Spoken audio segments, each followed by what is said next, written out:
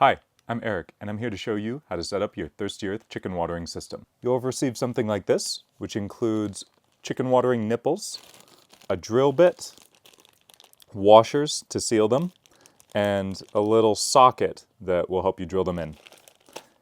You'll need a handheld power drill, and other useful items are a roll of string, a tape measure, scissors, and a Sharpie to mark where you put your holes. This 55-gallon barrel is pre-marked using a string.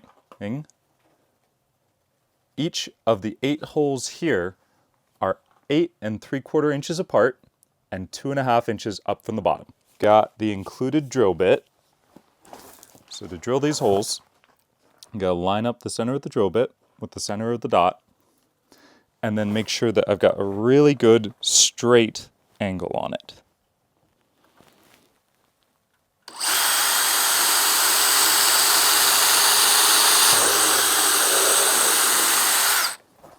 Now you may have a little bit of excess plastic around there.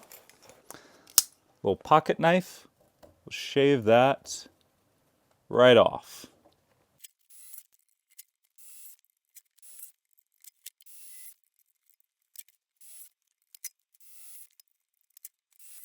And you'll take included gaskets and place them around the threads so that when this threads in, it'll be between the water and the watering nipple and the barrel. That'll ensure it doesn't leak. Now I'm swapping the drill bit to the included socket and changing the drill setting, the drill's clutch setting, to 4. I got it pretty solidly in there, and then I'm just straightening it out by hand so that the elongated piece lines up with the bottom.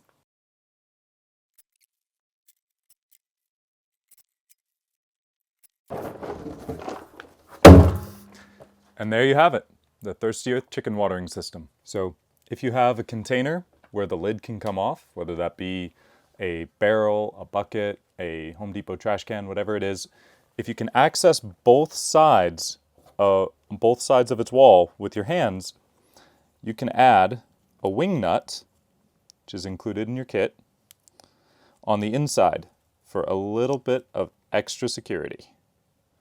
This is totally optional. So as far as the height of the waterer, we've found that cinder blocks work really easily to get this to right around the right height. For most chickens and most situations, one layer of cinder blocks puts the waterer itself right around 10 inches. And that'll work really well for most chickens. If you have little baby chickens or smaller birds and you want to have it lower, maybe you could put on, a couple blocks of wood or something like that. But otherwise, this looks great. To train your chickens to use this waterer, make sure that there are no other water sources available.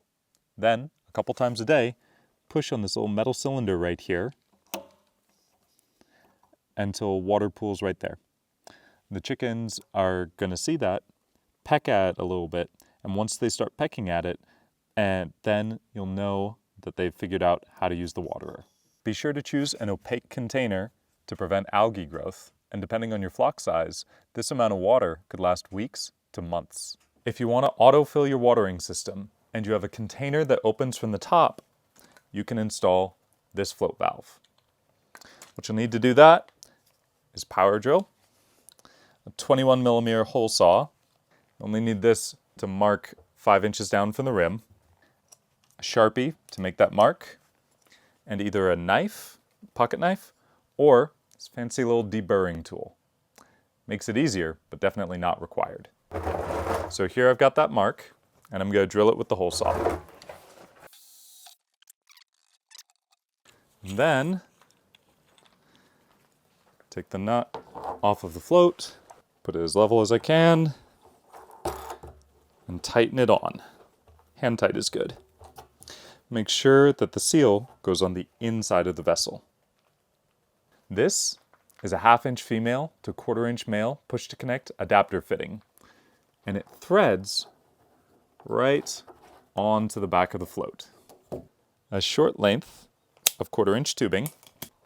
Be sure to remove this little retaining ring, locking collar, push the tubing in, pull it back out towards you, and here is a on-off push-to-connect fitting, or shut-off valve. Putting the retaining ring back on, then you would take a longer length of tubing, goes on the other end of the shut-off. Let's just say this is the right length. Make sure that the cut is nice, smooth, and even. That slant would have leaked. And it goes into this 3/4 inch garden hose threaded adapter. So now you can put this onto a hose, spigot, whatever fitting that you want that has standard garden hose threads.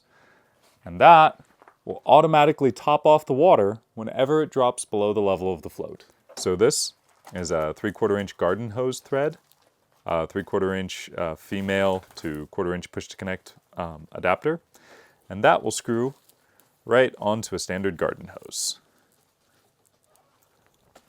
There you go.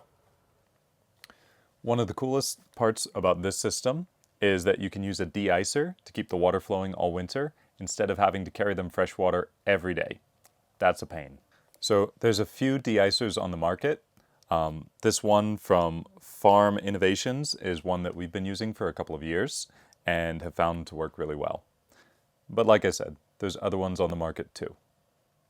If you've got a water container with a lid, you want to drop this in and drill out a little notch on the side for the cord to go through. If you have one that doesn't have a lid, let's say it's a barrel and it just has a bunghole, then you'll want to take a jigsaw and cut a slot for this to fit inside, and then cover that up with like Gorilla Tape or something similar so that it doesn't let sunlight in, so that you don't have algae problems.